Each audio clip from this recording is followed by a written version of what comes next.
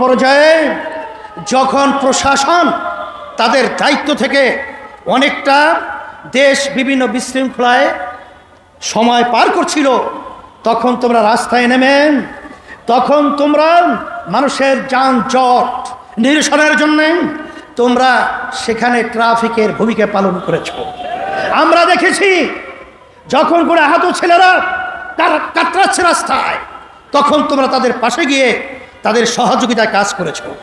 আমরা দেখেছি বন্যার্থ যখন নাকি ভারত থেকে পানি ছেড়ে আমাদেরকে না জানিয়ে আন্তর্জাতিক আইন লঙ্ঘন করে আমাদের দেশকে ডুবিয়ে দেওয়ার যখন ষড়যন্ত্র করেছিল, তখন তোমাদের সেখানে স্বতঃস্ফূর্ত স্বেচ্ছাসেবক এবং সাথে সাথে তাদের অন্ন বস্ত্র, তাদেরকে বিভিন্ন চিকিৎসার ব্যবস্থা তোমরা করেছো। আমরা তোমাদেরকে ধন্যবাদ জানাই, আর সাথে সাথে তোমাদেরকে আহ্বান করছি, আসো, এ দেশ যদি একটা সুন্দর দেশ করতে হয়, তোমরা দেখেছ ছাত্রদের সংগ্রাম এই বাংলাদেশকে জালিম সরকারকে, খুনি সরকারকে উৎখাত করার সংগ্রামে বিজয় লাভ করেছে। আমাদের এক দায়িত্বশীল বলেছিলেন যে সব রাজনৈতিক দল একত্রিত হয়েও এই সরকারের বলতে গেলে এক কণারও লড়াতে পারে না। কিন্তু আলহামদুলিল্লাহ, যখন ছাত্রদের আন্দোলন সংগ্রাম, যখন তোমরা ন্যায্য দাবি আদায়ের লক্ষ্যে যখন তোমরা স্বতঃস্ফূর্ত ভূমিকা পালন করেছিলে, তখন বাংলাদেশের সব শ্রেণীর মানুষ, এমনকি আপনারা দেখেছেন ইসলামী আন্দোলন বাংলাদেশ সর্বপ্রথম রাজনৈতিক ব্যানারে, অন্য কোনো রাজনৈতিক দল তখন এই ছাত্রদের ন্যায্য দাবি আদায়ের লক্ষ্যে কেউ রাজপথে আসতে পারে নাই। তখন ইসলামী আন্দোলন বাংলাদেশ তার সমস্ত সহযোগী সংগঠন আমাদের জানমাল কুরবান করে ন্যায্য অধিকার বাস্তবায়নের পথে জালে ঝুঁকে নিয়ে তাদের পাশে দাঁড়িয়েছিল। কিন্তু আজকে দুঃখসাগরে বলতে হয়, যারা অন্তর্বর্তীকালীন সরকার আপনারা দায়িত্ব পালন করেছেন, রাজনীতি করতে করতে চুল পেকে গেছে, দাড়ি পেকে গেছে, দাঁত পড়ে গেছে, কিন্তু ওই চেয়ারে বসার সুযোগ হয় নাই। কিন্তু আজকে আল্লাহ আপনাদেরকে ওই চেয়ারে বসিয়েছেন। এ ত্যাগ শুধু আপনাদের নয়, এই ত্যাগ বাংলাদেশের প্রতিটা বাংলাদেশের জনগণের ত্যাগ রয়েছে।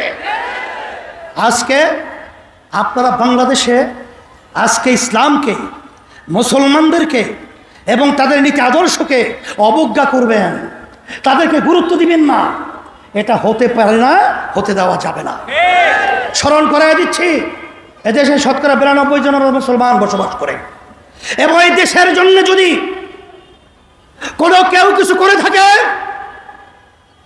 ইসলামী আন্দোলন বাংলাদেশ সেই টিপাই মুখ বাদ যখন ভারত সরকার দেওয়া ষড়যন্ত্র করেছিল, আমরা লং মার্চ করে ঢাকা থেকে লক্ষের মতো লোক নিয়ে আমরা সেই সিলেট চকিগঞ্জ পর্যন্ত পৌঁছেছিলাম।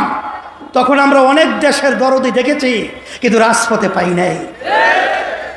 আমরা করোনার সময় দেখেছি যখন মা সন্তানকে ফেলে পালিয়েছে, স্বামী স্ত্রীকে ফেলে পালিয়েছে, যখন আত্মীয় স্বজন তাদের পাশ থেকে পালিয়েছে, তখন ইসলামী আন্দোলন বাংলাদেশ এবং তার সমস্ত সহযোগী সংগঠন জানের ঝুঁকি নিয়ে তাদের খেদমতের জন্য পাশে গিয়ে তাদের সেবায় নিয়োজিত ছিল। আমরা দেখেছি যখন বাংলাদেশের মধ্যে কোনো দুর্যোগ, কত অন্যায়, যত অবিচার যখন প্রতিষ্ঠিত হয়েছে, ইসলামী আন্দোলন বাংলাদেশ এবং তার সমস্ত সহযোগী সংগঠন সর্বপ্রথম এর বিরুদ্ধে রাজপথে আমরা আওয়াজ তুলতে ভুল করি নাই। আপনারা ইসলামকে মূল্যায়ন করবেন না, গুরুত্ব দিবেন না, এটা হতে পারে না। আর শান্তি যদি আমরা চাই, একমাত্র ইসলামই হলো শান্তির প্রতীক। তার বাস্তবতা কথা আমি লম্বা করব না। আমি চরমোনা ইউনিয়নে 2003 সালে যখন চেয়ারম্যান হয়েছিলাম, এলাকার লোকের অনুরোধে, তখন প্রথম পর্যায়ে হিন্দুরা আমাদেরকে ভোট না দেওয়ার সিদ্ধান্ত নিয়েছিল। কেন?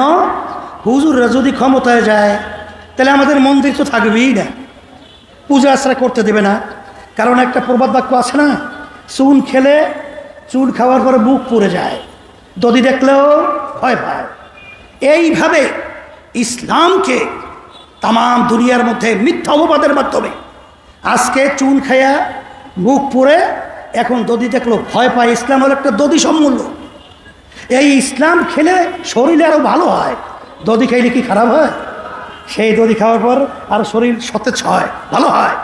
আসলে ওই নির্বাচনে আমাকে তেমন হিন্দুরা ভোট দেয় নাই। আমি তো আলহামদুলিল্লাহ চেয়ারম্যান হয়ে গেছি 2003 সাল। চেয়ারম্যান হওয়ার পরে এখন আপনারা চরমানিয়ার খবর নিয়ে দেখেন, সমস্ত হিন্দুরা দল টল বোঝে টোঝে না, একেবারে নির্দ্বিধায় ঝাঁকে ঝাঁকে ইসলামী আন্দোলনের প্রার্থীর পক্ষে তারা আজকে ভোট দেওয়ার জন্য উম্মাদের মতো পাগল হয়ে কাজ করছে।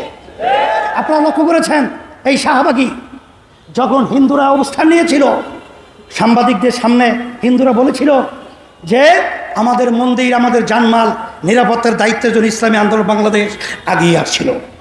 বরিশালে যখন প্রশাসন আমাদেরকে ডেকেছিলেন এবং অন্যান্য রাজনৈতিক দলসহ, তখন হিন্দুরা বলেছিল যে ইসলামী আন্দোলন বাংলাদেশ এবং তার সমস্ত সহযোগী সংগঠন আমাদের জানমাল, আমাদের মন্দির গির্জা পাহারা দেওয়ার বিভিন্ন ভূমিকা পালন করেছে।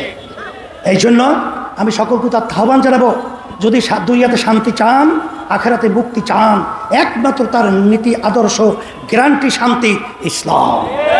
আমি ছাত্রদেরকে বলবো, মাঠ উর্বর, তোমরা মাঠে ময়দানে আমার ছেলেদেরকে দাওয়াত করো, তাদেরকে এই শান্তির ছায়াতলে নিয়ে আসার বিভিন্ন প্রক্রিয়া হাতে নাও, কাজ করো।